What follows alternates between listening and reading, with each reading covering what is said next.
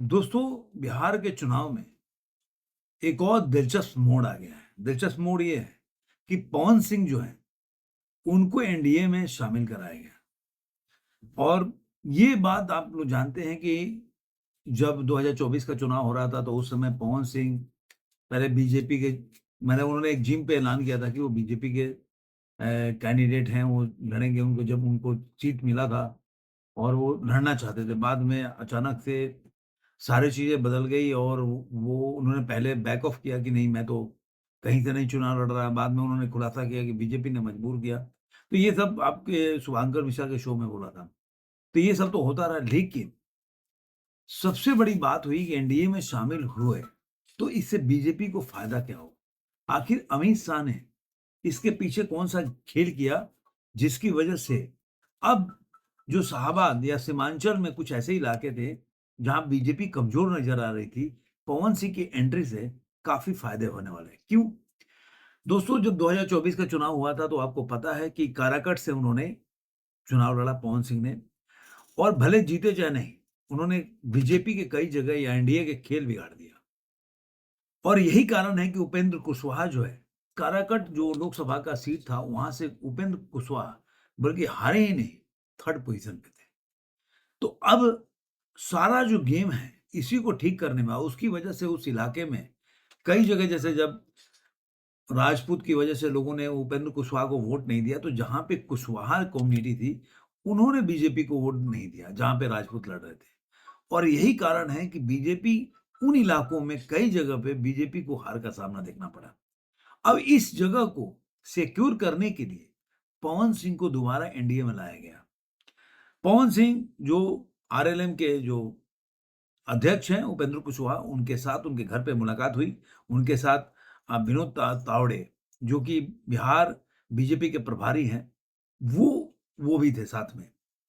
पवन सिंह ने खास करके, जब पवन सिंह बाहर निकल रहे थे, तो उस समय विनोद तावड़े ने बोला कि पवन सिंह बीजेपी में थे, हैं और रहेंगे। ये दर्शाता है कि कोई ना कोई सीट पे समझौता हुआ है और पवन सिंह के साथ एक बड़ा डील किया गया है। डील इन द सेंस कि पवन सिंह को जो खबर है, उसके हिसाब से पवन सिंह को शायद 2 सीट दिया जा सकता है।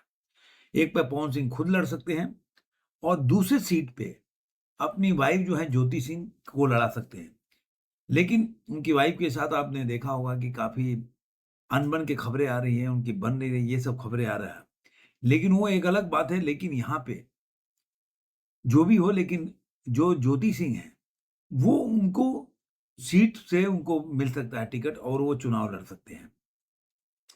आरा, बक्सर, सासाराम और रोहतास में बीजेपी पहले से कमज़ोर थी, उसको मजबूती मिलेगी।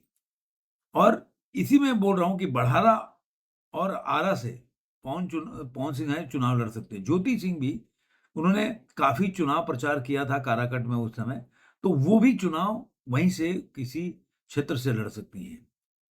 तो अगर ये दोनों लोग अगर एनडीए में शामिल हुए, तो ये ज़रूर बोल सकता हूँ मैं कि इससे जो काराकट और उस इलाके में जो बीजेपी या एनडीए जो कमज़ोर नज़र आ रही थी, उन्होंने अमित शाह के इस गेम से, आप बोल सकते हैं।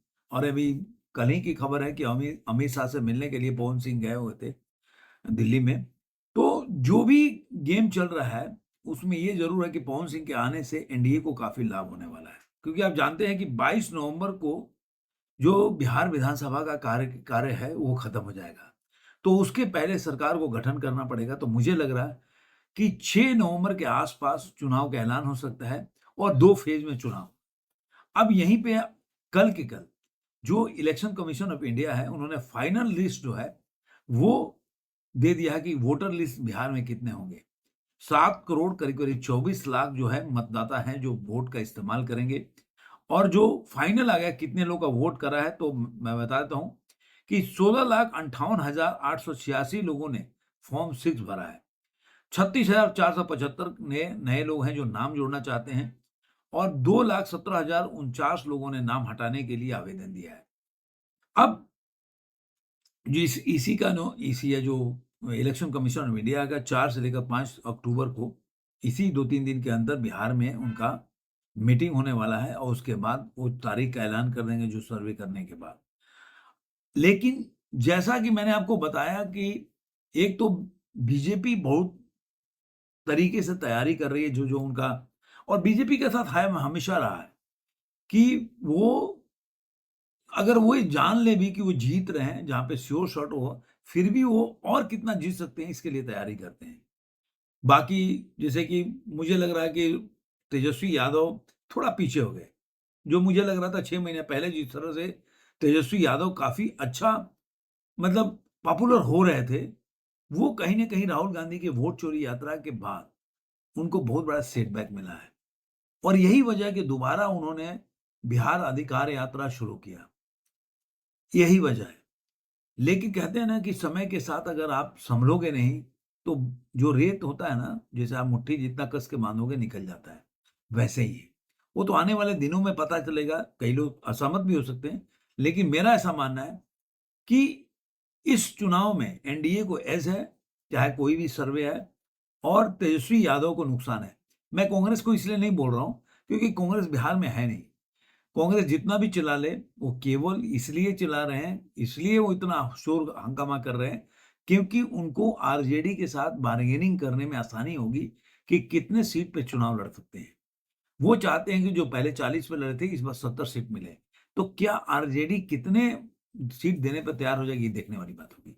दूसरा, वो चाहते हैं कि उनका डिप्टी सीएम बने, तभी वो जो है वो ऐलान कर सकते हैं कि तेजस्वी यादव सीएम हुए। अभी देखा होगा कि जो बिहार में 1940 के बाद कांग्रेस कमेटी का जो मीटिंग हुआ, 160 लोगों ने भाग लिया उसमें, लेकिन उसके प्रेस कॉन्फ्रेंस में भी जो सवाल पूछा गया तेजस्वी यादव, तब भी राहुल गांधी और उनके टीम में टाल गए।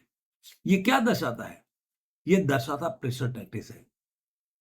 अब ये ज्ञान तो हो रहा है तेजस्वी यादव को, लेकिन अब बोल नहीं सकते, क्योंकि जो समय था, जो होता ना कि अब जितना बॉल अगर आपके पास बाकी है वो उसको वेस्ट कर दे, तो अगर टी20 मैच में अगर 20, 25, 30 बॉल भी आप वेस्ट कर देते हो, तो आप सोचो कि मैच का स्थिति क्या हो जाएगा। तो तेजस्वी यादव के साथ ऐसे ही है कि काफ़ी बॉल को उन्होंने वेस्ट कर दिया, जब उनको मारना चाहिए था, उस समय नहीं मारे। वो दूसरे चक्करों में पड़ गए, भई चलो वेल प्लेड करो, वेल प्लेड, तो वैसा नहीं होता है। अब सवाल ये उठता है कि जो बिहार के कांग्रेस के जो अध्यक्ष हैं राजेश राम, वो तो पहले से ही चल रहे हैं कि वोट चोरी हो गया, फिर उनका नाम उनके जो उनके मतदाता है खासकर चुन-चुन के वो वोट काटा जा रहा है। तो 7 करोड़ 41 लाख 92 हज़ार जो है 357 लोगों के नाम जोड़े गए, और 59 लाख और 30,817 लोगों के नाम काटे गए हैं।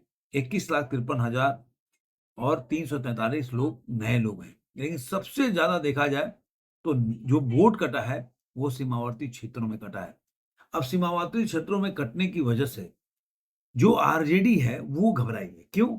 क्योंकि वहाँ से जो बांग्लादेशी हैं, रोहिंग्या हैं या इन्फिल्ट्रेटर हैं, उन लोगों ने राशन कार्ड और आधार कार्ड बनवा के बहुत से वोटर आईडी बनवाए थे। उसमें से काफ़ी लोगों के नाम कट गए।